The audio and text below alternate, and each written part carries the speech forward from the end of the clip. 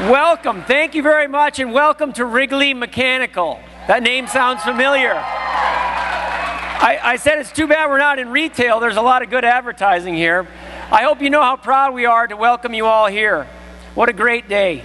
This is a great day, and I have to say a special day for our family. And I just want to say thanks to my dad, Howard Wrigley, and my mom, Gloria, up here, yeah?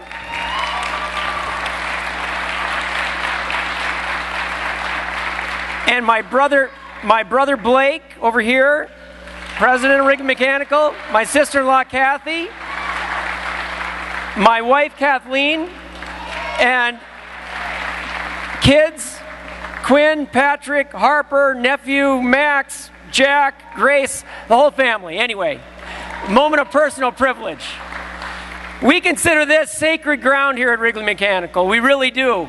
This is a great example for America, and I have a feeling that's why we've got 3 out of 4 presidential candidates coming to North Dakota at these exciting times. I'm going to leave it at that because some other people are going to talk about that a bit, but we consider this sacred ground, job creation, about the future, and we really could not be more proud of Wrigley Mechanical. My dad founded this company, and people say, what's their prescription for success? He convinced me to go to law school and not work here. No. Without further ado, I've got the privilege, you're going to hear from some great men coming up here, I've got the privilege of introducing our friend Harold Hamm. Now, he's got a different accent, but we consider him a North Dakotan in a lot of ways, and it's a privilege to introduce him this morning. He's got a lot of titles. Friend among them. We're glad to have him here. They told me a new one, and I wrote it down. He is the chair of the Energy Policy Advisory Group for the Romney for President organization, which you're going to hear from this morning. We're proud to have him. Please welcome Harold Hamm to Wrigley Mechanical on this stage. Thanks. Harold, come on up.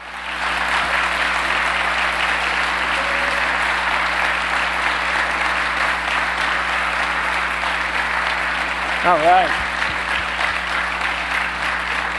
Welcome. Thank you. Thank you, Drew. Well, it's good to be here in North Dakota. You know, it seems like home to me. We've been working up here about 25 years, and I'm doing something here today that I've never done before. I'll skip this part, and that's getting involved in politics. Why now? Well, I'm simply worried about the future of our country. You know, this is a great country where the son of a sharecropper from humble beginning can see his dreams of finding great oil fields come true. I want to do my part to make sure all Americans, no matter how humble their beginnings, have that same opportunity in the future. That opportunity requires that we have a strong private sector, not stifled by high taxes and unnecessary government interference. The current administration has a different view of America. They seem to think opportunity comes from bigger government, higher taxes, and artificially created jobs. I just don't agree with that. Here in North Dakota, we all know that we're at the tip of the spear of the renaissance in American oil and gas production. We've reduced our dependence on foreign oil to less than 50% for the first time in many decades.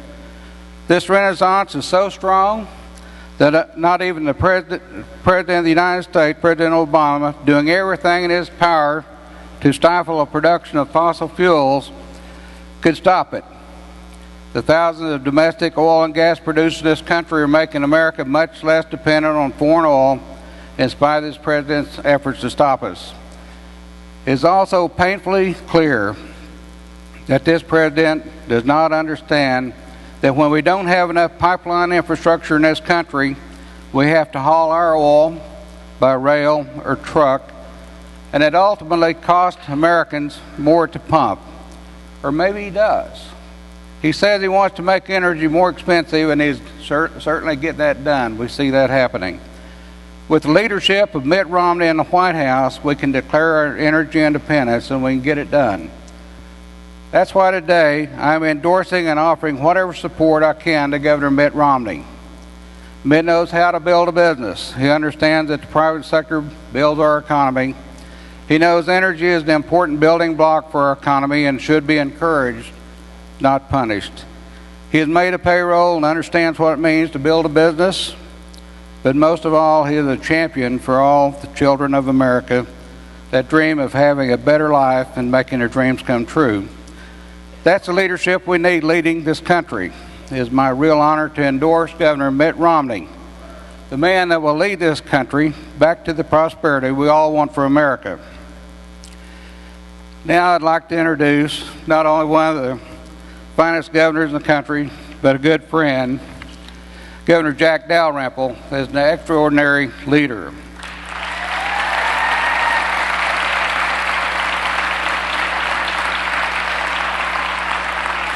Of course, he has led North Dakota with a steady hand, whether it's the challenges of massive flooding or managing the infrastructure growth that accompanies the largest oil field discovery in 40 years. Jack Dalrymple is the right man at the right time, and it's an honor for me to introduce the governor of the great and booming state of North Dakota, Jack Dalrymple. Thank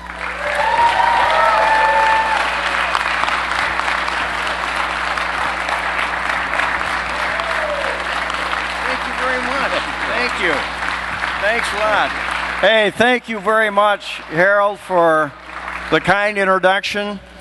And I tell you what, is this a nice place to have a rally or what? This is a great spot. Wrigley Mechanical, thank you to Howard and the family, everybody for having us in here, but especially to the people who work here at Wrigley Mechanical. How long did it take you to get ready? A couple of days before we could walk in here? Thanks for having us. Really appreciate it. And to all of you, I got to say, isn't this a great time to be living in the state of North Dakota? We are so proud of what's going on here. You know, we get these calls every day from the national media in New York and Washington, and they all say, like, Governor, what are you guys doing out there in North Dakota anyhow, that you're number one in all this stuff? You've got budget reserves, you lowering taxes. Like, don't you understand there's a national recession going on out here? And I am so proud to explain to them that we are the state that has emerged from all other states. The way we have managed our state the last 10 years really is different from the rest of the nation. We have created jobs, we have lowered taxes, we have built a friendly environment for business. Businesses like Wrigley Mechanical, family businesses that can be productive, that can make things, that can keep on working like no matter what's going on. This is what it's all about. And I am so proud to be able to invite candidates for President of the United States and have them come out here and say to them, if you want to help our country, just look at the blueprint of North Dakota, please. Yeah, we have. Our blueprint is working. It has brought us to number one in the nation in low unemployment, fastest rising personal incomes in the United States, and we have lowered taxes each of the last 3 sessions. When I invited all 4 of our presidential candidates to North Dakota, I never imagined that we'd already have 3 have arrived. And to each one of them, I say the same thing. Look to our state. This really is the answer. Creating jobs, putting people to work, cut down on the regulation, and let it happen. And that's why I am so proud to be part of this legacy in the state. I think it began with Governor Schaefer and Nancy are here. Thank you for being here, Ed and Nancy.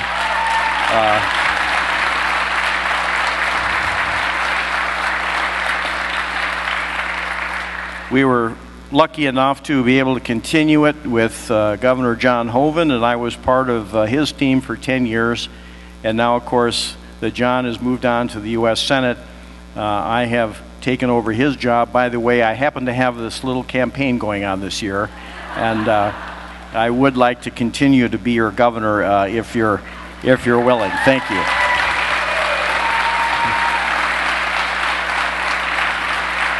And now, without further ado, it is my privilege to welcome to the great state of North Dakota a man who I believe is the guy that knows and understands how it's done, Governor Mitt Romney.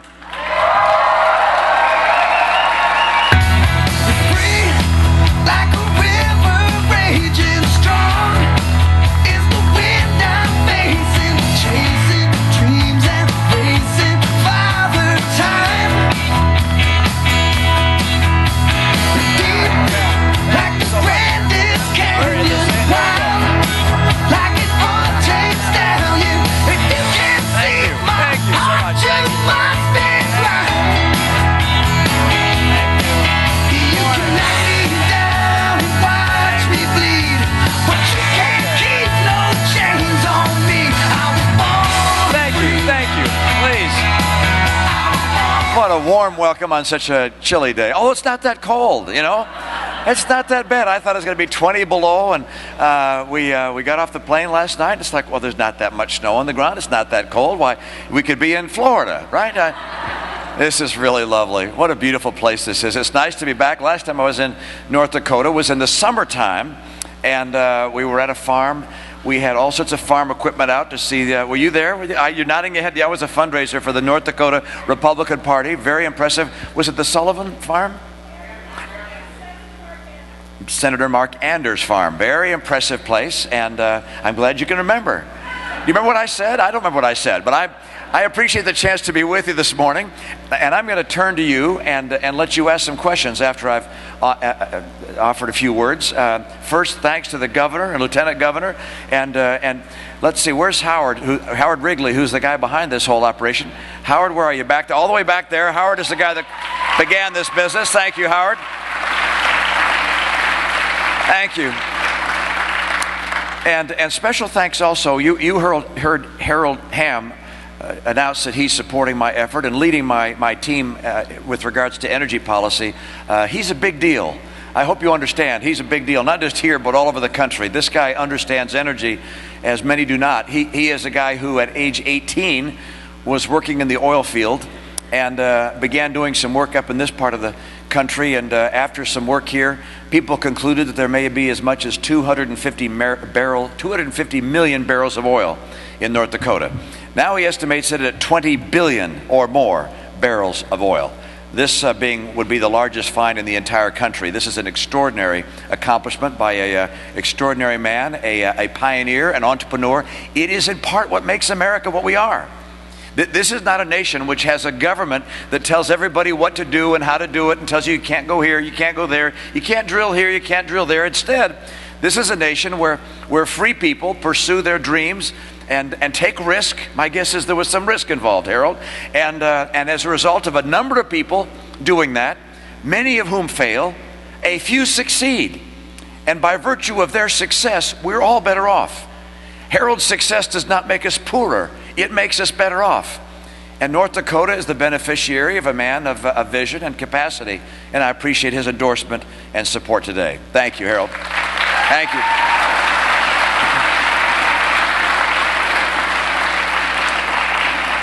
Now today the president is going to be in New Hampshire talking about energy in North Dakota. He's about as far away from North Dakota as he can get and still be in the United States. His idea, of course, is to be far enough away from the people who know what's really going on right here to maybe try and blow one past folks. But that's not going to work because, of course, we're all connected in the modern world. And he's going to talk about how he's responsible for the increasing production of oil in this country, oil and gas in this country. Harold, is he responsible for the increase? No, I didn't think so. As a matter of fact, he's responsible for it not being as much of an increase as it could have been. He doesn't get the credit for the increase. He instead has tried to slow the growth of oil and gas production in this country and coal production in this country. So far from taking credit, he should be hanging his head and taking a little bit of the blame for what's going on today.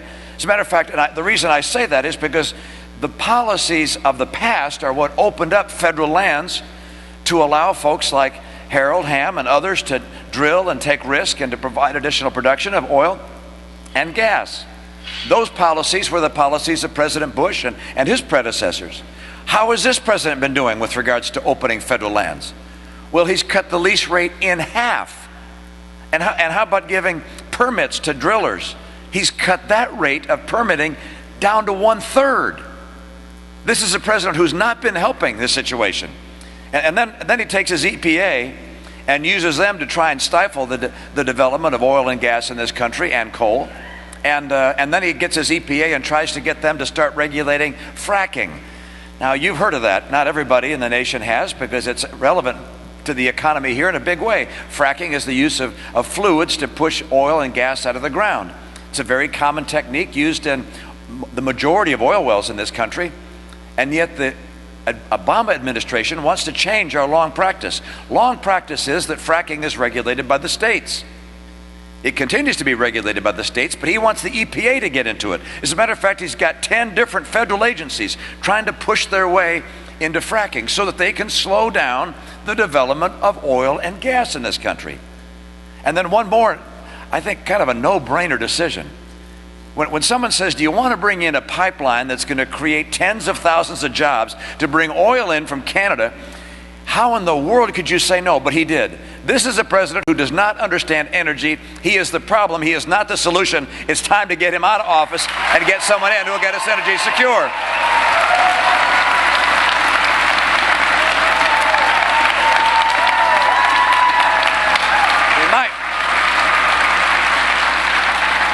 Look, my own view is we expect the government to be responsive to those that come asking for a permit, and to say, look, we can let you know in a certain amount of time, tell them the time period, we'll make a yes or no decision. Businesses, small and large, can deal with no, and they love hearing yes. What they can't deal with is uncertainty. I mean, it's like if you went to the car dealership after you had your car in there for repair, and you said, how long do you think it's going to take till I get my car back? They say, well, we don't know. You said, well, gee, all we're doing is changing the oil, right?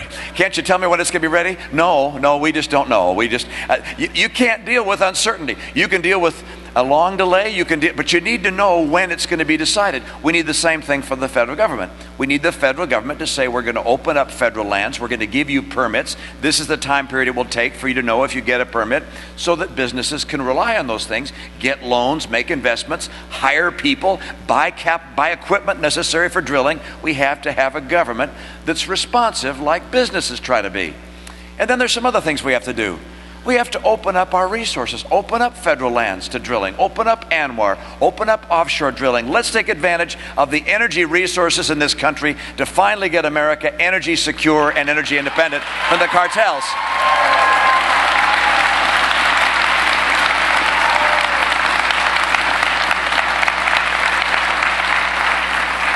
And of course, let's get that Keystone Pipeline constructed and bring that oil in as well.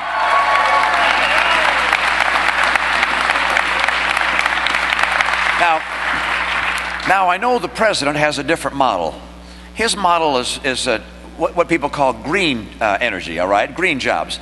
Green jobs are basically taking money from you so he can give the green to his friends. And you've seen that happen, which is supporters of his, whether they're Solyndra with their solar technology, or Enter1, which is a battery company, or Fisker and Tesla, which are electric cars. By the way, electric sport cars, I think they sell for like $75,000 or something of that nature. Fisker the cars being made, I guess, in Finland. Obviously, these are not great ideas for getting our economy going or providing the energy we need. I like wind and solar sources of energy. I think they're great, but they're not going to drive our cars, all right? So we're going to develop them, but we're not going to have the president deciding the winners and losers.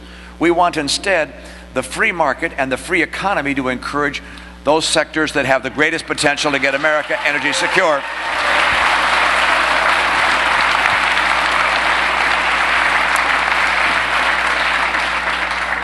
And so this is a race of differences. This campaign is a race of deciding who will take America in the direction you think is right for a strong and prosperous future. I mean, I grew up at a time when virtually everyone in America believed that the future was brighter than the past, that our kids would live in homes more prosperous and more secure even than we had known. And today we're finding people who question that. A lot of promises have been broken. The president, when he ran for office, said that he would cut the deficit in half. He doubled it. He said that he would get the economy going again. I know it's going well right here, but nationwide, he said he was going to borrow $787 billion, and with that, he would keep the unemployment rate nationally below 8%. It has not been below 8% since 36 straight months. This is a president who said that he would tackle the solvency issues of Medicare and Social Security. 3 years later, not one serious idea to do that. He said he'd lower taxes for middle-income Americans. That hasn't happened either. So he's out of ideas. I think he's out of excuses. And in 2012, we're going to make sure he's out of office.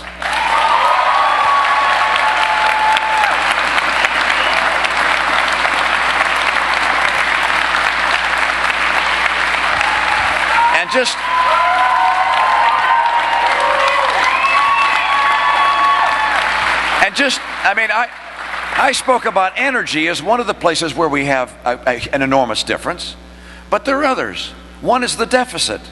This is a president comfortable with trillion-dollar deficits, who is willing to keep borrowing at the tune every year of an extra $1 trillion. I think it's bad economics. I also think it's immoral for my generation to pass on to our kids burdens they're going to have to pay throughout their life. I will stop it and get us to a balanced budget.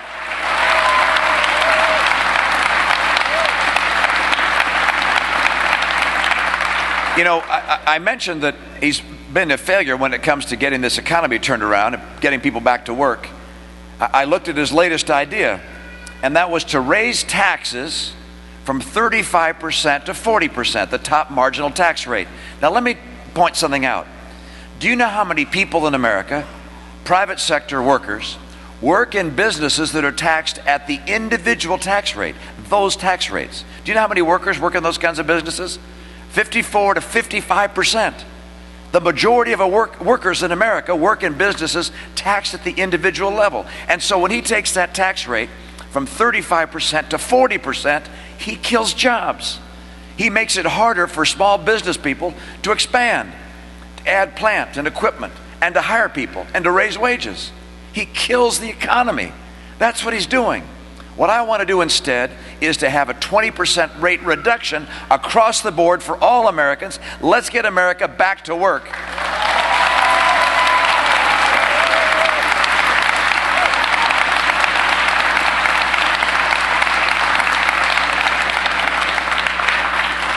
One other difference. He thinks he understands health care better than you and your doctor. So he puts in place this massive federal takeover of health care. If I'm president, I'm going to repeal Obamacare.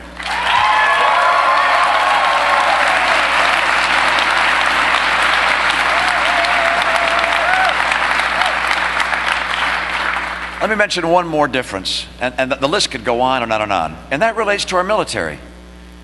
I don't think the world is safer today. I think if you look around the world and see the change going on in North Korea, change in leadership there, that's a fragile setting.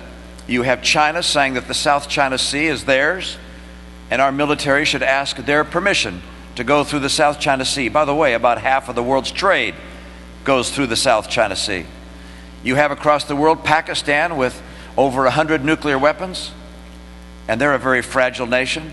Obviously, northern Mexico is going through tumult. The Arab Spring has become an Arab winter. There are challenges and threats throughout the world. In a setting like this president has decided that instead of having the capacity, if needed, to be in two conflicts at once, we're going to cut that down to one conflict. We're going to reduce the size of our Navy. We're going to reduce the size of our Air Force. We're going to reduce the number of personnel in our active duty roster in our military. Do you know how the state of our Navy is, by the way? It's smaller than any time since 1917. Can you imagine that? And our Air Force is older and smaller than any time since it was founded in 1947. Our troops in Afghanistan and Iraq were stretched to the breaking point, as you know. And yet he wants to cut the troops, cut the purchases of aircraft, and cut the purchases of ships. My view is just the opposite. I want to add 100,000 troops to our active duty personnel. I want to increase our rate of buying ships, increase our rate of buying aircraft. Why? Not because I want to go to war, but I want to have a military that is so superior no one would ever think of challenging us.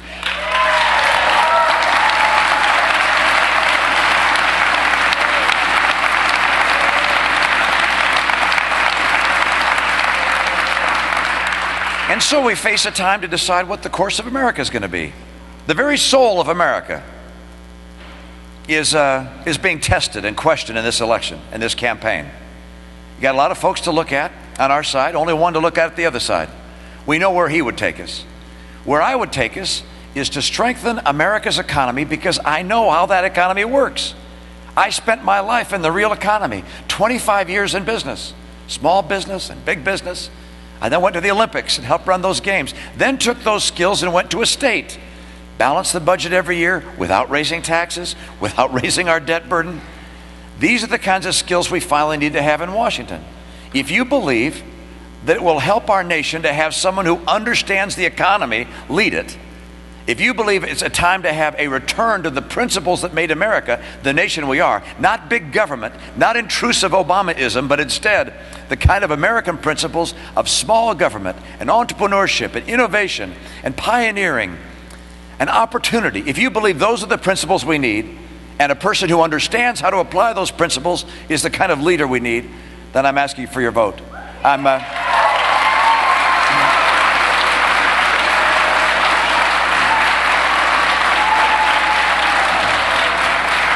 So I'm here in North Dakota today because I want North Dakota's vote. You've got delegates. If you give me your delegates, the likelihood is that I'm going to become the nominee. And if I become the nominee, I'm going to beat Barack Obama and take America back. Thanks, you guys.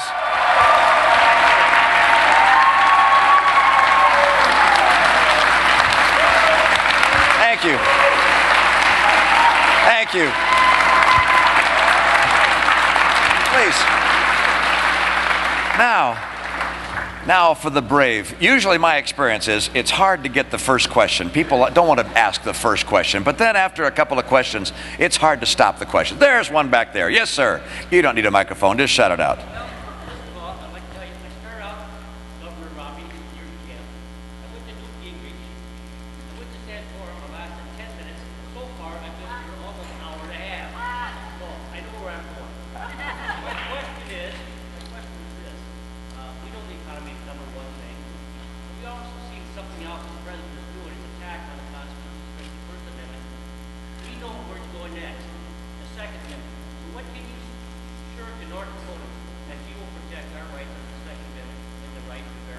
Now, thank you. I like all the amendments, and I like the Second Amendment. I like the Constitution. It's my blueprint.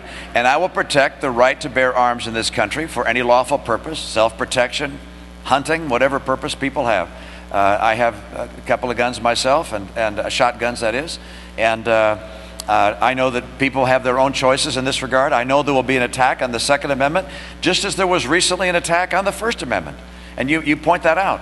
Obamacare is interpreted by this administration to say to, for instance, the Catholic Church, that they have to provide to the employees of, let's say, universities that are in the Catholic Church, they have to provide to them sterilization treatment for free and contraceptives and morning after pills. And that violates the conscience of the church, the conscience of the individuals. And fortunately, there's an effort in Washington to stop that, to reverse that. But this is a president, I agree, who is attacking the principles of the Constitution, that the First Amendment, the Second Amendment, and there'll be more. And my view is that we must, and by the way, the 10th Amendment is the one most constantly under attack. I look here for the governor. The 10th Amendment is typically the governor's favorite. It says roughly this: all powers not specifically granted to the state, or specifically granted to the federal government in the Constitution, are reserved to the states and the people. And so states and the people are the place where we should keep that power. Thank you.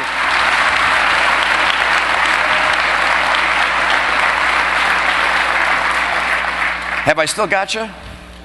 Good, that's good to have. Yes, sir. Hi. Governor, my name is John Trandom. I'm District 45 Republican Chairman right here in Fargo. Excellent. This is my daughter Elsie. She's 6 months old.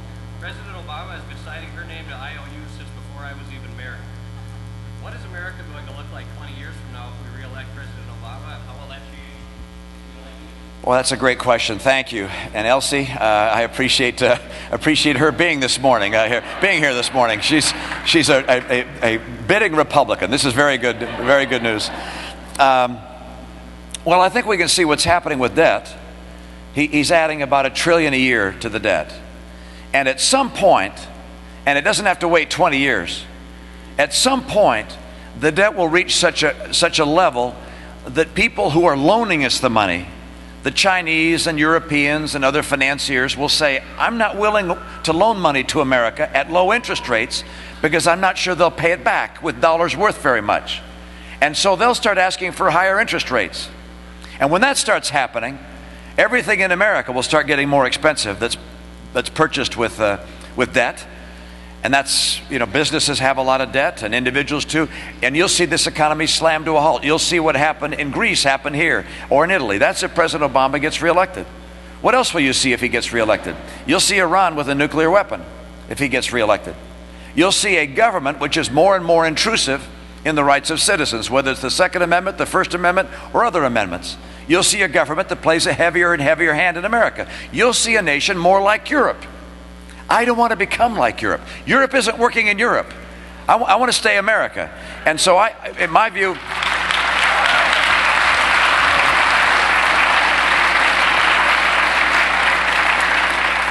you see, in business, there's Howard back there. In business, if you don't balance your budget, you don't last. You go out of business. I spent 25 years in business balancing budgets.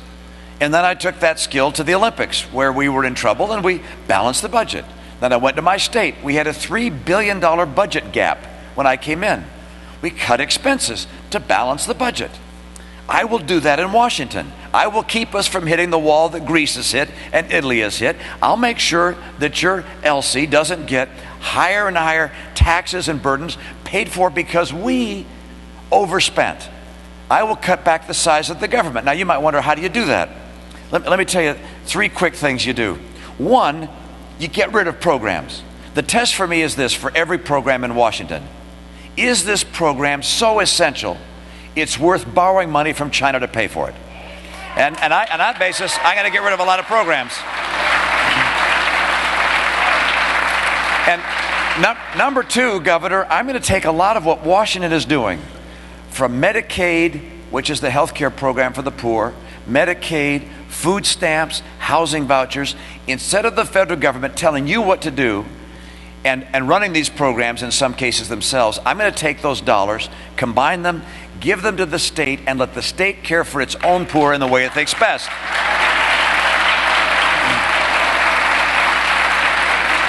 And finally, I'm just going to cut the size of the federal workforce, and for those that remain, I'm going to link their compensation, their wages and their benefits, with the compensation that exists in the private sector. I don't think government workers should get paid more than the taxpayers paying for them.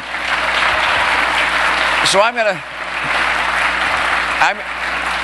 to get us a balanced budget and make sure that Elsie doesn't have to pay for our expenses. Thanks so much. Great question. Thank you. Yes, sir. Can we count on you to appoint Supreme Court justices that are loyal to the Constitution? Yeah, thank you. Yeah, the lasting legacy, one of the lasting legacies of a president, perhaps the most enduring, is the selection of Supreme Court justices.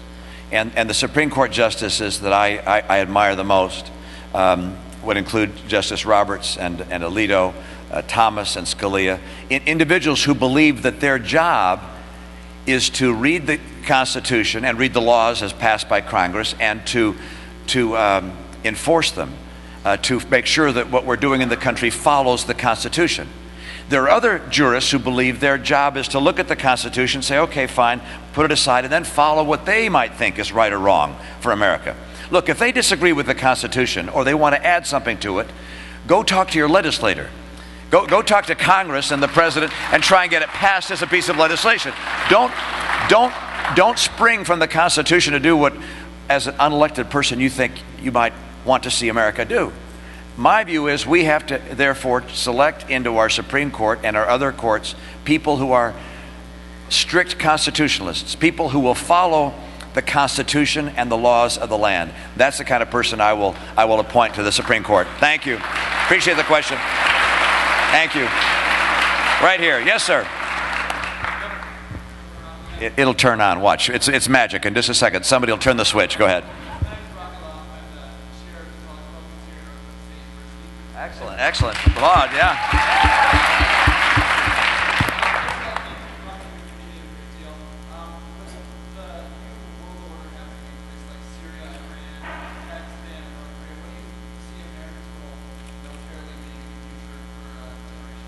Great, thank you. How many Republicans, college Republicans at the university? All right, number them here. Stand up. How many members of the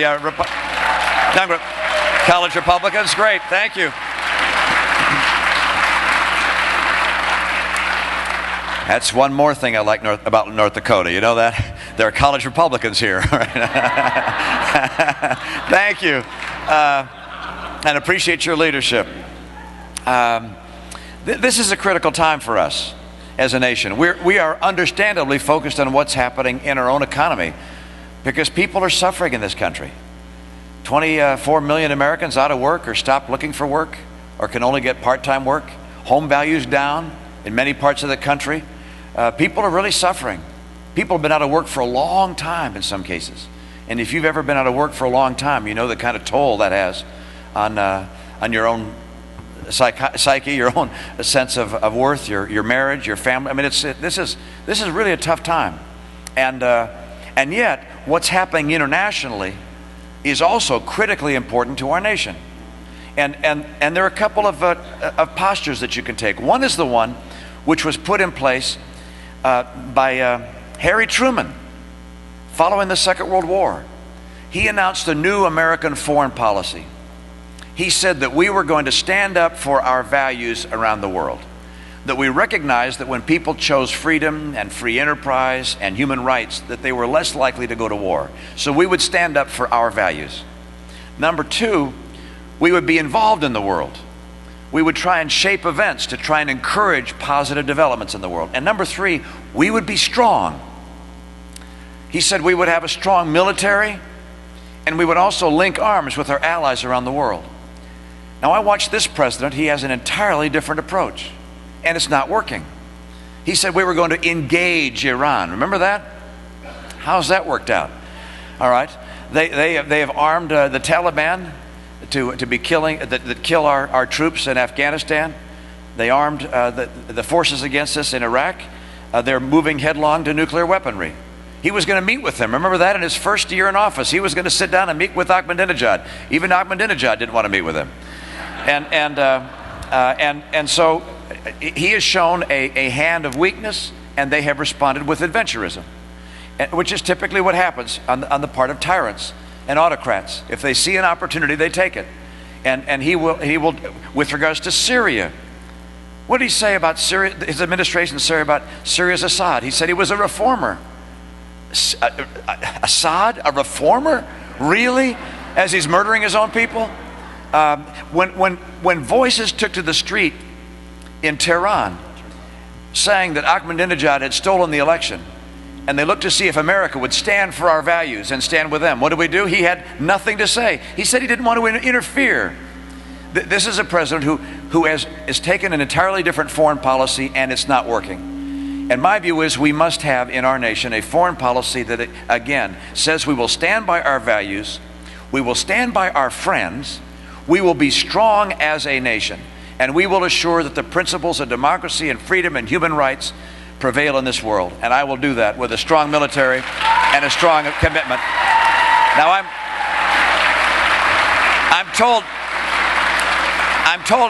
told I've kept you long enough this morning, so I just want to say this. I want to thank you for your willingness to spend some time with me this morning. I appreciate your 1 hour and 45-minute support of my campaign. I hope I can keep you for a little longer. And I want to make sure you guys get out and vote. Back in my state, we used to joke, vote early and vote often. And the only way I know you can legally vote often is to get a friend to go with you or to find someone who hasn't voted and encourage them to vote. I need you to become part of the process, to get out there and give me your support. I would love it if I do become the president I will do everything in my power to keep this great nation strong and the hope of the earth. Thanks, you guys. Great to be with you. Thank you.